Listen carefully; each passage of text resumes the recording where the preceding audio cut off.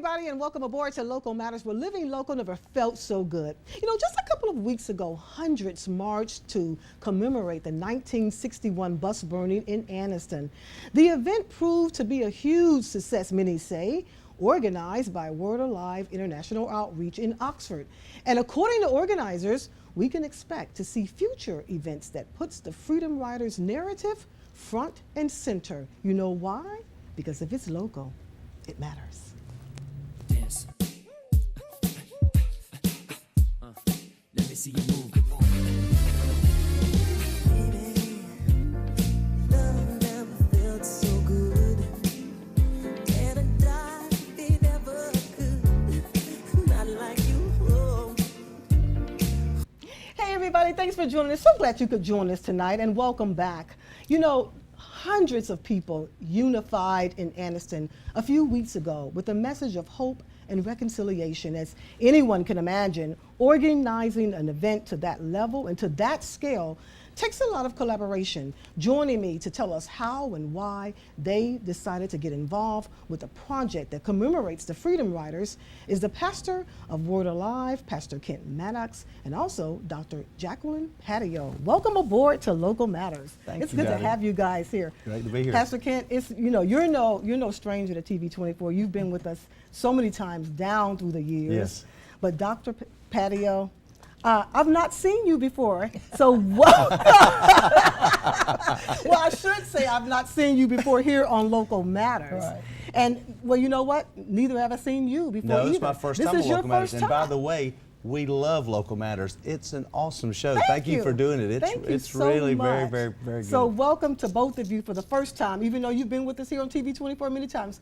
Welcome aboard to Local Matters. Thank you. Dr. Patio, welcome aboard to Local Matters. Thank you. You know, a few weeks ago, we, or should I say, you guys really put together this awesome event. I mean, if you missed it, I mean, you really missed a treat, because it was an awesome event. Hundreds were involved in this project.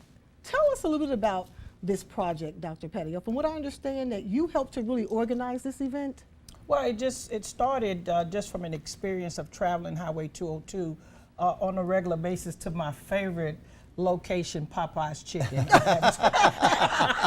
and so each time I traveled 202, I kept having this experience that I really couldn't describe as if it was a pass-through. Didn't have full knowledge of everything that transpired on 202. Right. Shared some of it with my pastor temporarily, you know, we're just having conversation. Right. But as it continued, it got my attention, of course, talking with other people.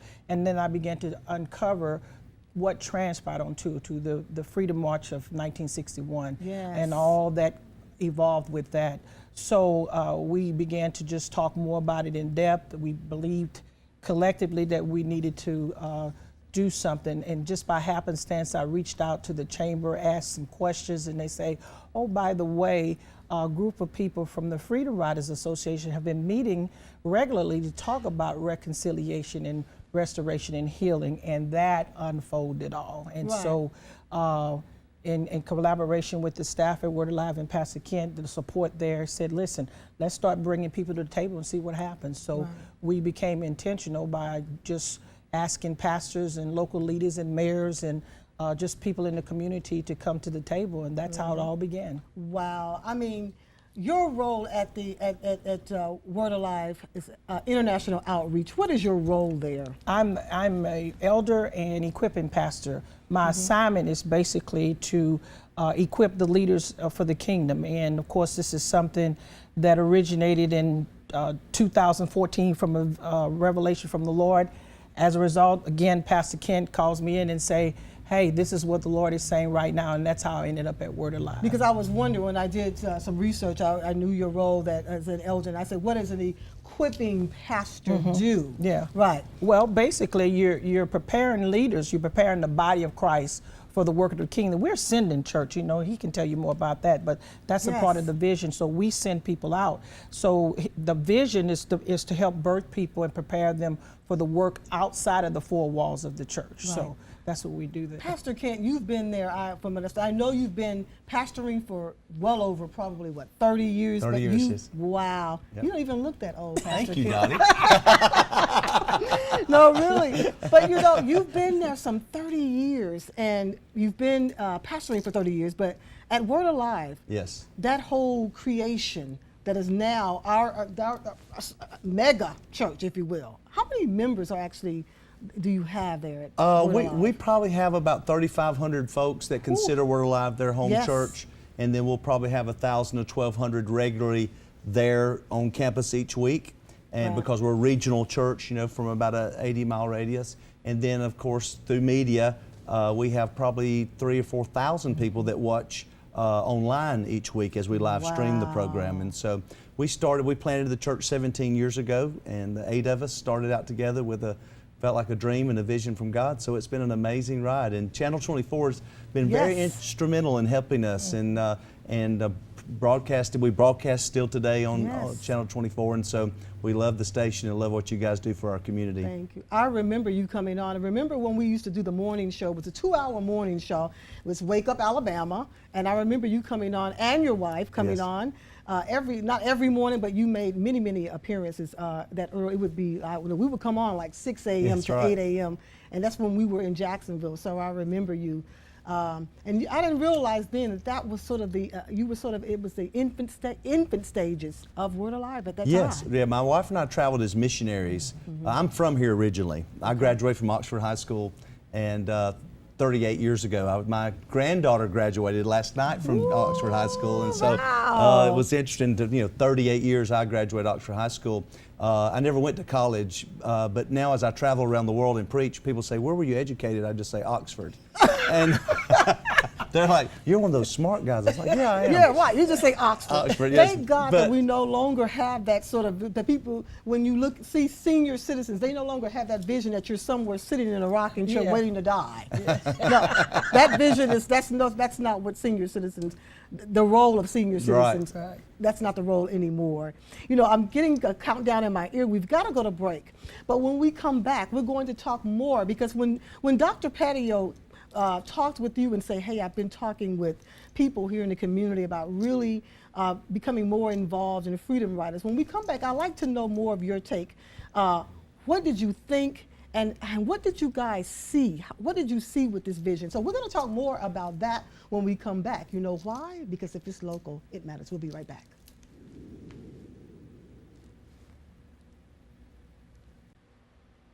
Hello, everyone, and welcome back to Local Matters. We're living local, never felt so good. I'm Dottie Rims. It's so good to have you here joining with us. If you're just joining us, I've been sitting here talking with Dr. Jacqueline Patio and also Pastor Kent Maddox. He is a senior pastor at Word Alive International Outreach, and we've been talking about their most recent role and involvement with the Freedom Riders event.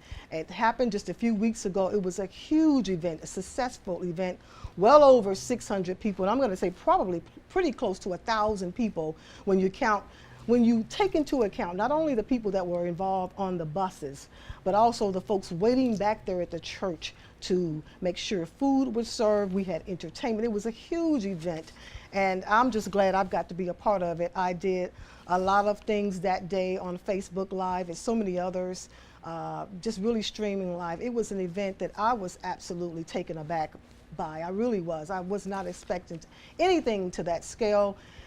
And after it happened, I realized I needed to contact definitely Dr. Jacqueline Patio to have her come on, and also Pastor Kent Maddox here to really talk about how did that happen? I mean, so because from what I understand, it really kind of happened from an old by the way type of circumstance, if you will. Dr. Patio, will you tell me how did that event happen? As I stated earlier, we were just looking to inquire about local involvement, but of course, we had no idea of everything that was going to come to pass. However, we felt there was a spiritual assignment connected to this, not so much that we were trying to just penetrate the community, but it was a spiritual assignment. Yeah. Talked about the experience of traveling 202, continued to collaborate and talk with Pastor Ken and the staff as we came into agreement that, look, we need to see what else is going on and try to walk this thing out. Made a few phone calls. I called the Chamber of Commerce, had no knowledge that the Freedom Riders Association have been meeting on a regular basis discussing the possibilities of doing something in the community for reconciliation, restoration, and healing.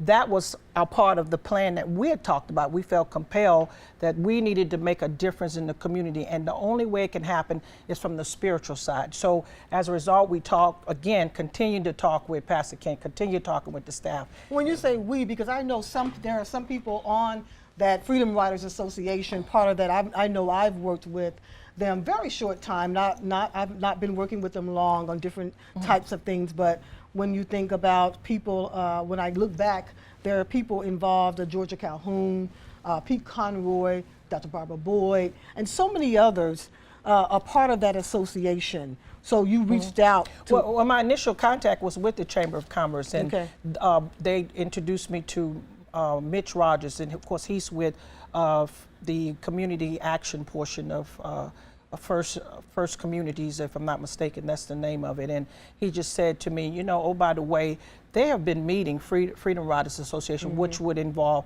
Dr. Boyd, Georgia Calhoun, Pete Conroy, and of course immediately I said, well, I know Dr. Boyd from being associated with the college, Talladega College. So as a result, I picked up the phone, called her, just basically reintroduced myself, and she said, yes, this is what we've been doing.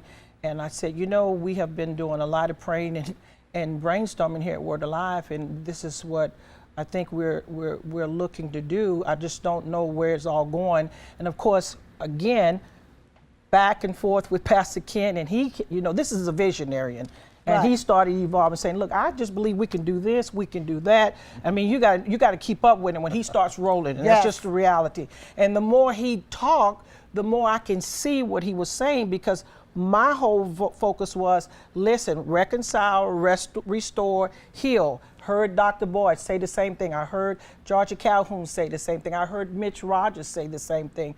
But the vision in itself took legs and began to walk based upon what he kept saying. Pastor Kent. Yes, he kept saying. So we brought it all to, started inviting people to the table, and then from there, course, when you're working with him, everything starts happening. Well, and I'm not shocked. I'm not shocked.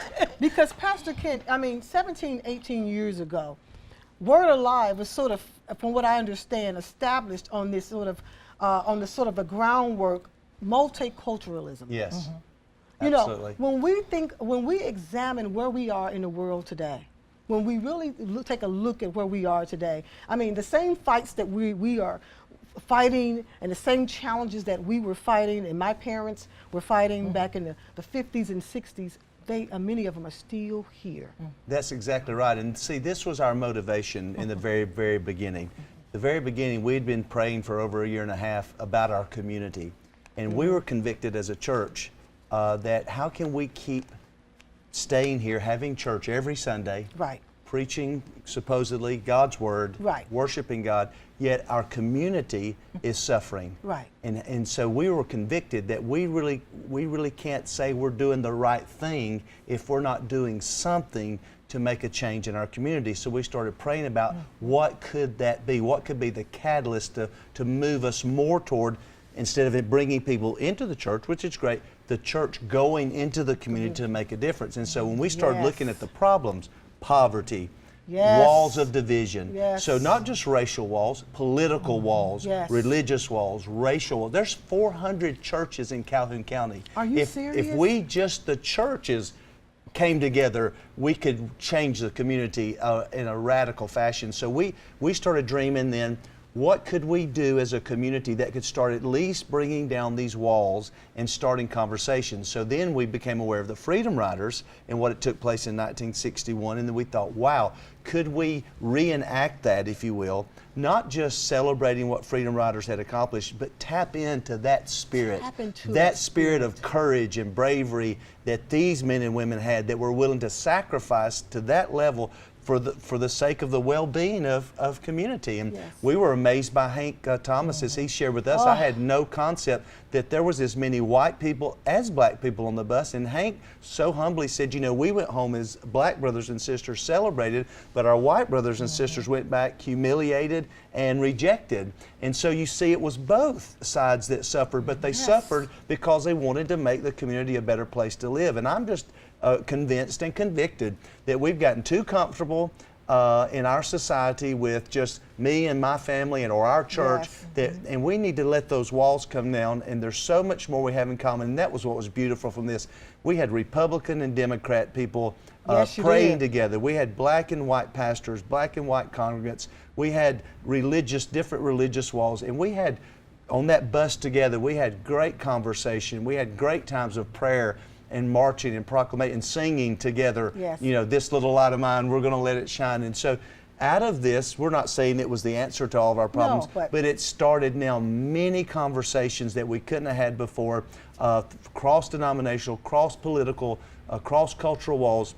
And we're very excited about what the future could hold for our community, because local does matter, and we're so excited just to have had a small part in it.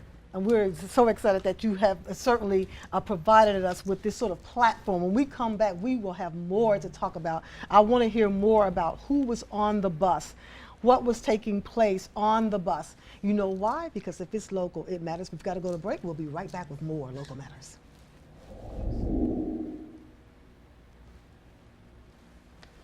Hey everybody, welcome on back to Local Matters. You know, we're living local, never felt so good. I'm Dottie Rimpsey, and if you're just chiming in with us, I've been sitting here talking with Pastor Kent Maddox. He's a senior pastor there at Word Alive International Outreach, and also I've been talking with Dr. Jacqueline Patio. We've been talking about this huge event that took place. It was on May 5th.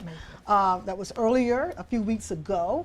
Where there was this huge collaboration. I've never seen anything like that, and I've been sort of in and out of Anniston my whole life, where we had Oxford Police there together, Anniston Police there to assist in this bus ride that left Word Alive over 10 buses or so, with about equipped to seat at least 60 people per bus. So your basic math, you know, 6 times 10. What is that, guys? Yeah, 600. And it was just amazing and breathtaking to see them get involved. But I'm not, you know, I'm amazed in one way, but in other ways I'm not. Because if we look back and examine who was involved in the original civil rights movement, it was always the church. It was always the minister's role to be involved. And so I'm looking now and talking with Dr. Patio and Pastor Kent Maddox. What we saw just a few weeks ago was absolutely wonderful. And tell me, guys, I'm hoping this is not going to be one of those one-hit wonder songs, if you will, sort of symbolism, where you have this great hit, and then the people went off, and then you never heard from them again. If we've got anything to do with it, it's not going to be a one-hit so wonder. Are you guys going to be a one-hit wonder in this event, with something around this? We surely hope not. We believe, first of all, it was a prophetic act, much like biblical walking around Jericho, you know, making a prophetic act spiritually for our city, declaring, decreeing, God, we need your help, because I think we have to be honest, we need God's help in our city. We have too many problems, and we need His help. But practical steps, we have committed to Pete Conroy and the Freedom Riders Association to partner with them to make sure these monuments are built. And so that's raising money. That's every year we're going to try to do some type, whether it's the actual ride or a concert. We're going to do something every year until we see these monuments of fruition. So we're committed to that as a church, as a community, but also there's other local pastors, Dr. Roland Brown from Golden Springs Baptist, and Dale Clem from the Methodist Church in Anniston, and other pastors, Byron Jackson from, what's the name of his church? Thankful Baptist Church. Some of these were key pastors helping us. They're committed to the same cause. We want to see these monuments because that's going to have a great economic impact on our community, and the Freedom Rider story will continually be told through these monuments, and that's very important to us. But also there's practical things that are happening, conversations have come out of this, and ideas. So we just met with General Jackson, who is one of the key leaders, or 40 years in West Anniston, has the barbershop there. Right. Amazing I know man. him very well. Okay, he's been allotted a historic building. He's refurbished it. It's beautiful right there on 15th. Great. And he's got gorgeous art that shows the prosperity from the early 60s of West Anniston on 15th. I'd never seen it. There was hotels and restaurants and I can cars. tell you this. I don't mean to interject, Pastor Bustling. Kent, but I remember as a young girl, and you know, and I lived in West Anniston, and I remember there were hotels. Oh, amazing. Photography shops, flower shops, of course, mortuaries. I mean, it was a city within itself. Yeah, I was amazed by it, and he explained to me the history,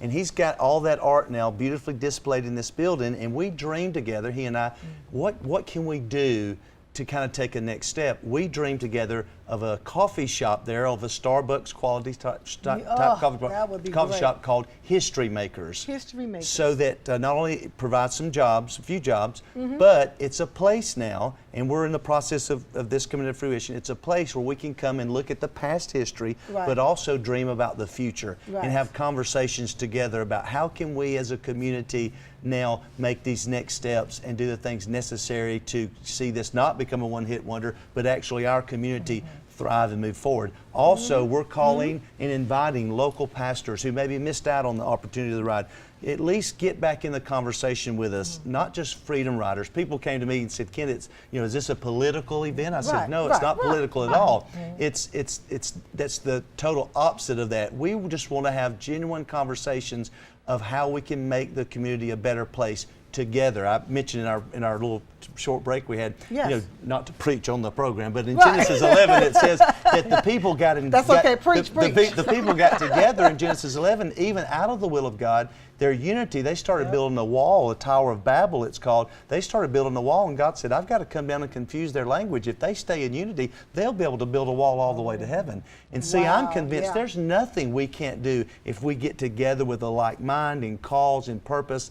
And that was some of the conversation that happened on this. We've realized so many of us are so more like-minded than we thought. We may have doctrinal differences or racial, cultural differences, but we all have the heart for kindness and love and generosity, and so that's panning out. And then, of course, last but not least, we want to equip believers, Christians, to know how to go into the community and make a difference. Just like you do Local Matters. This makes a difference in our community. You're using your gift and your talent to make a community a better in the place of media. Well, we believe there's people that need to be at every city council meeting, representing, praying, believing God for the will of God to be done there. We need food distribution. We need rehabs. We need jobs created by businessmen and women using our gifts and talents. We're dreaming of a recovery center that also has a trade center to teach trade and skill. And so, but we're looking at this not just Word Alive. We're saying, could we not do all of this together as a community? The local mayors and city council, they're wide open now to say we can, or to the idea of let's have a spiritual council of pastors working along with the city council and praying together, dreaming, having conversations of how we can join and make this place a better place to live. That event proved that when there's a commonality, you can do great things. Yes, it certainly I mean, you brought people from all walks of life, and the commonality was that we were going to get together and reenact this and celebrate the courage, celebrate the boldness of that group of people in 1961. And it's a proven fact. We witnessed it May 5th. We sure did. And I want to thank you for coming aboard Local Matters. It's so good to have you guys here. You know what? If we could bring up that full screen just one more time. If you right now are going through and have some challenges in your life, and maybe you're not connected to, not as you mentioned, not to preach or try to send anybody to a particular church, but if you just don't know and feel like, well, who can I call? You've got people there throughout the day there at your facility that people could call and get direction there at Word Alive International. We invite you to keep your eyes and ears open, because as you mentioned, and as they have just shared with us here, they're not going to be a one-hit wonder where they came in and did something amazing and walked away and that was the end of the story. No, we look forward to them coming back and doing more. And you can get involved. You know, if you want to do something, have a special talent, get involved. You know why? Because if it's local, it matters. We'll see you back next week. Bye. Good night.